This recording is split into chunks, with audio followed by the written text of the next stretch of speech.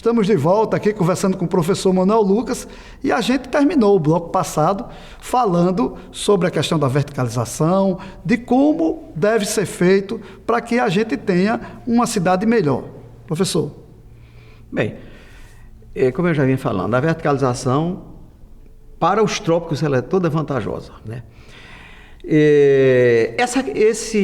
O aspecto que eu falo de clima de montanha, por exemplo. Isso aí faz parte de estudos que eu fiz, né? Eu sempre estudei com dinâmica dos fluidos, e você tem que ver os movimentos atmosféricos, da baixa atmosfera, chamada. Certo. Então, você tem uma cidade toda plana. Dê um exemplo aqui para a gente do que seria um clima de montanha aqui em Natal. O clima de montanha seria o seguinte: você ter edifícios espaçadamente, né, localizados, não pode ser um em cima do outro formando paredões, mas você tem que estabelecer digamos, um critério para você verticalizar. E aí você favorece as correntes, digamos, de ar mais puro, que são as mais altas.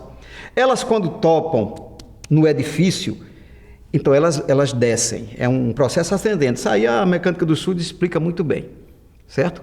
Então, quando essas correntes, trazendo um ar puro e mais frio, elas topam nos edifícios, elas baixam, descem, provocam uma turbulência no entorno. Essa turbulência favorece a mistura daquele ar que pode estar confinado ali, dos veículos que transitam. Como se fosse um redemoinho. Redemoinho. Essa turbulência, qual é o grande papel dela? Ela mistura tudo, aquele ar é mais aquecido, certo? E logo ele sobe. E então, quando ele sobe, as correntes o levam, quer dizer, para fora da cidade, de certa forma. Então, é uma forma de você renovar o ar e é uma forma de você manter, digamos, as ruas mais frias, inclusive. Você baixa a temperatura das ruas. Se você tem uma cidade toda horizontal, você não vai ter isso nunca. Professor, há algum tempo você deu um parecer em relação à Zona Norte que deveria ser mantida a Zona Norte horizontal, porque, na verdade, até hoje a Zona Norte é horizontal, porque não tinha infraestrutura. Mas você é a favor da verticalização?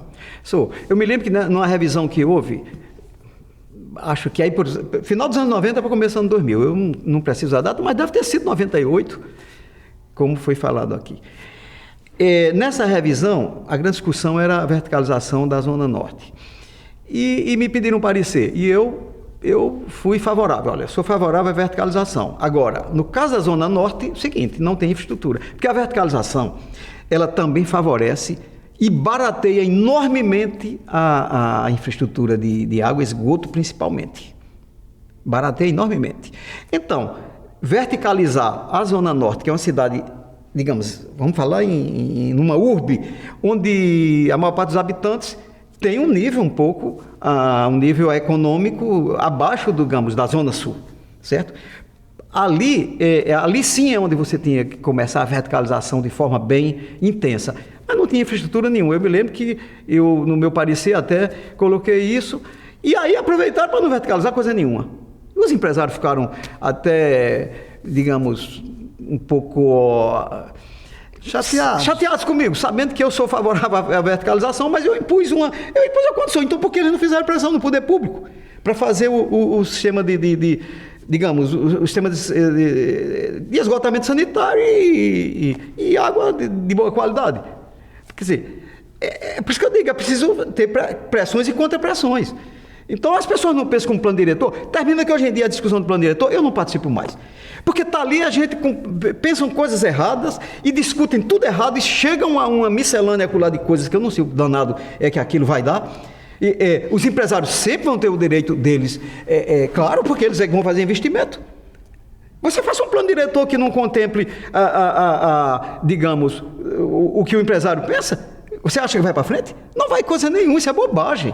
Gente, vamos botar os pés no chão e saber que é o seguinte, tudo é questão de investimento. O poder público, ele só ordena, ele dá o ordenamento jurídico. E o ordenamento jurídico de uma cidade tem que ser combinado com todo mundo. Com quem vai ser o usuário, com quem vai investir, com a saúde pública principalmente. com a saúde pública. E essa questão, essa coisa que levanta da não verticalização, isso é uma coisa elitista que os urbanistas botam na cabeça das pessoas. Isso é extremamente elitista. Isso só serve para a elite que pode pagar caro para morar na horizontal. Pobre não pode morar na horizontal. E aí a gente tem visto, por exemplo, as praias de Natal sucateadas, feias, quer dizer, a gente tem um mar belo, mas não tem hoje, por exemplo, nenhum atrativo nas praias. Você chega aqui em João Pessoa e você vê edifícios de 4 andares na orla e muito bonitos e muito bem cuidada a praia. Aqui, infelizmente, a gente não vê isso. Como é que seria feito, dentro da sua visão, essa mudança em relação, por exemplo, às praias de Natal? Pois é, aí é um aspecto que, veja, e é a zona mais, digamos, mais saudável para se viver, né? Mas ela esbarra na questão da verticalização. Porque aí brecam mesmo. Mas você então, como é que você vai investir numa praia se não pode verticalizar? Se pudesse verticalizar, pelo menos até 4 andares, seria interessante? Pelo menos na orla, ali na beira-mar, ali onde está o Hotel Reis, os escombros do Hotel Reis Magos, por exemplo. Claro que poderia. A única, veja, preste atenção, qual foi a única zona que se permitiu verticalizar? Ali, Areia Preta, porque você tem a duna por trás. Como a partir da duna você não tem visão, né? Linha divisada, você não pode verticalizar. Digamos, isso é uma coisa um pouco simplista, né? Mas poderia se estudar o restante. Você vê que Ponta Negra, quando começou-se a verticalizar, não, foi logo proibido. Agora, isso tem que ter cuidado. Ponta Negra fizeram a coisa certa. Eu acho que tem uma visada ali que tem que ser mantida e ela está lá, tudo bem. Mas você não pode agora levar isso aí para tudo. Não, você tem que ter as linhas divisadas nos pontos que são os pontos turísticos e mesmo para a cidade, para que as pessoas possam ter uma visão do mar, uma coisa assim. Você não pode brecar tudo. Tem que preservar as coisas, mas não pode ser... O pessoal radicaliza e sem conhecimento, sabe? Aí você extrapola, a extrapolação é que é terrível. Porque você extrapola uma coisa... digamos, ali para aquela linha divisada de Ponta Negra, que eu sou favorável a ela. Não verticaliza aquilo, deixa. Aquilo é um patrimônio nosso. Aí você quer extrapolar lá para trás. Não, pega. E qual é o problema, rapaz? De você fazer edifício ali mais por trás, e já não tem mais linha divisada. Não interessa. Mas é canhestra essa visão. Eu sou contra mesmo e fico isolado. Eu, na realidade, estou isolado. Eu não participo mais de plano diretor porque não querem me ouvir. Porque todo mundo tem já tem estabelecido uma visão que ela é de tudo menos visão da saúde pública. E é a que eu tenho. Professor, Natal está espraiada demais, a gente sabe disso. E o transporte de Natal, infelizmente, é de péssima qualidade.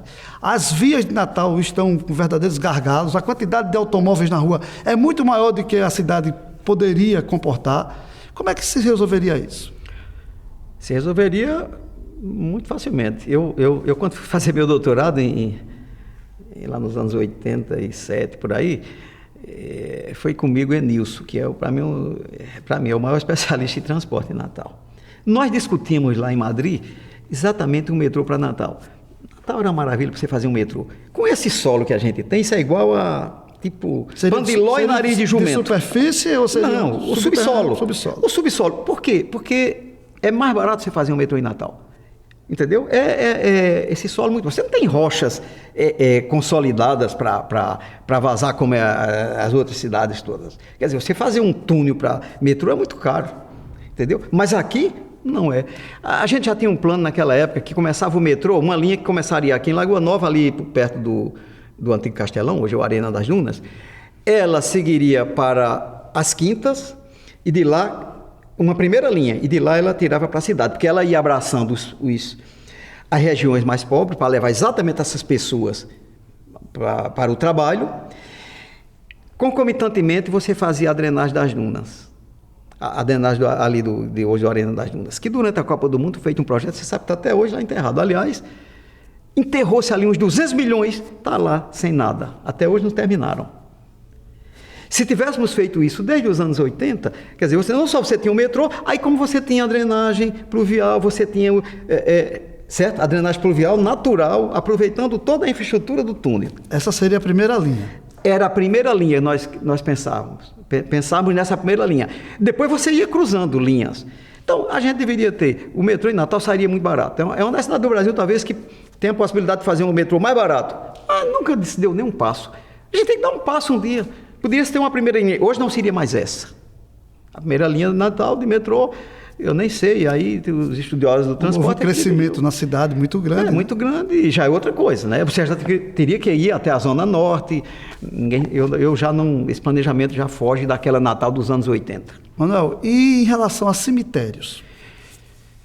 Pois é, em relação a cemitérios, nenhum planejamento. As pessoas não pensam nisso. O cemitério é uma coisa complicada para as pessoas. Ninguém quer olhar o cemitério como um equipamento urbano. E é um equipamento urbano, do ponto de vista sanitário, perigosíssimo. Entendeu? Tem que ser muito bem localizado, tem que ser muito bem estudado, né? Hoje o cemitério vertical que é o mais adequado e tal. Mas nos planos diretores não se fala em cemitério. A Prefeitura de Natal, eu vou usar aqui o termo meio pejorativo, inventou de fazer um cemitério no Planalto. Mais ou menos pelos anos 2006, por ali. Eu descobri que estavam fazendo lá. Fiz um artigo, botei na mídia, detonando, porque queriam fazer um cemitério exatamente todo irregular. Pararam, nunca mais falaram no assunto. Hoje só tem 2 cemitérios em Natal, hoje talvez tenha, que são os particulares. Os cemitérios sustentáveis. É o Morada da Paz, que tanto se bate nele. É o Morada da Paz, que tem um lá na Zona Norte também, que não me lembro o nome, que é um derivado. E um outro em Macaíba. E um outro em Macaíba. São os 3 cemitérios sustentáveis. O Ministério Público fica batendo em cima, e eu faço as perícias. Interessante que eu já fiz perícia no Morada da Paz e no outro. Nos cemitérios públicos, eles não pedem perícia nenhuma. Por exemplo, o cemitério do Bom Pastor, aquilo é um crime contra a cidade. Desce todo para o rio ali, o Cherume vai todo para baixo. Tudo. E o do Alecrim também? O do Alecrim já é um monumento.